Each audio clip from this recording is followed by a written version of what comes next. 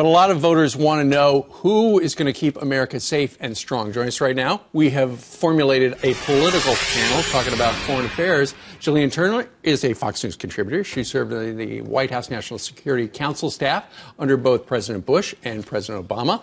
Lee Carter from Maslansky and Partners, and Carl Higby, a former Navy SEAL. They all join us. And you all, God bless you all, you all stayed up through the 3-hour debate. And we're here now. Exactly. It was about an hour too long, wouldn't you say? Yeah. Yes. All right. Kind of like NASCAR. All right. So we're going to ask you the winners and the losers regarding national affairs, foreign affairs. Jillian, let's start with you. Your winner is? Carly Fiorina, by leaps and bounds. I thought that she packed more substantive punch into one sentence than most of the other candidates got in the whole evening. She gets huge credit for that, pointing out some of our most important allies, like the Kurds, like the Jordanians, what we can do to help them, help us in the fight against ISIS. You also like Marco Rubio when he said this. Watch.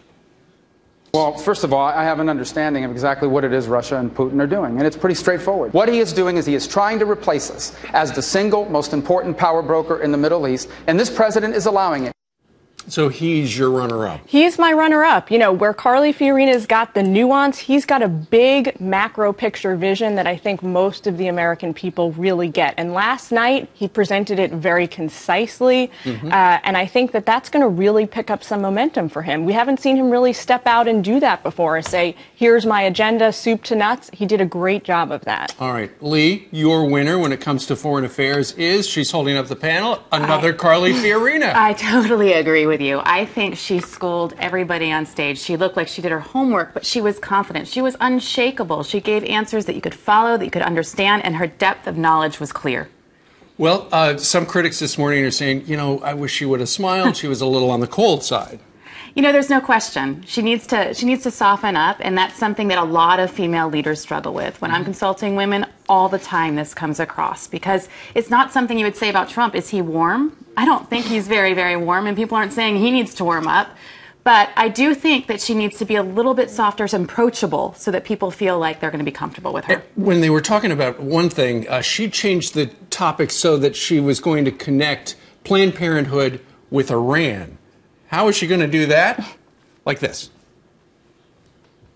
And I'd like to link these two issues, both of which are incredibly important, Iran and Planned Parenthood. One has something to do with the defense of the security of this nation. The other has something to do with the defense of the character of this nation. You have not heard a plan about Iran from any politician up here.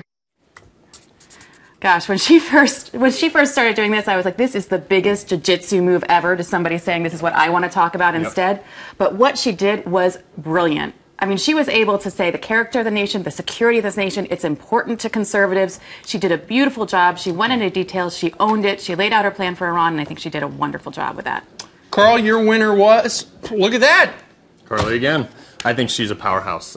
She has continued to impress me. When she first came in this race, I was like, what is she doing here? She's not going to make a dent, and she has completely taken me off guard. She's impressed me greatly. She has articulated her stances. She's been forceful, aggressive, and I think her Putin comment was absolutely on point. I think the way she is planning to go about doing whatever she wants to do as far as our foreign policy, whoever her debate coach is, give them a raise.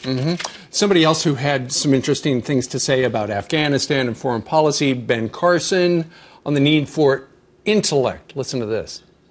I have no argument with having a strong leader and to be aggressive where aggression is needed, but it's not needed in every circumstance. There is a time when you can use your intellect to come up with other ways to do things, and I think that's what we have to start thinking about. Jillian, he really had a calm, reasoned approach to everything. He did. With this quote and some others on foreign policy, my criticism of him would really be that there's a lot of style and not a lot of substance to back up what he's talking about, right? He's saying, sometimes I'd be aggressive, sometimes I wouldn't. Sometimes I'd choose diplomacy, sometimes I'd choose military intervention, and that's great for a political scientist. But what are you going to do as the president, as the commander-in-chief of the armed forces? Sure. Lee, before the debate, it looked like Dr. Carson was right on the heels of Donald Trump. After that performance last night, what happens to Dr. Carson? You know, he was a strong #2 contender. He's a political outsider. People like his total contrasting approach to Trump. But he was a snoozer last night. I mean, talk about low energy. I mean, well, there was like a 15-minute segment where we all thought he went to bed or something. He didn't say anything. And so I think that he was going into that debate in really strong position. I don't think people came out of it saying, I'm really excited about Ben Carson. But as evidenced by your paddles right there, the three of you are very excited about Carly Fiorina. Very. Absolutely. She, by the way, is going to be joining us a little later on.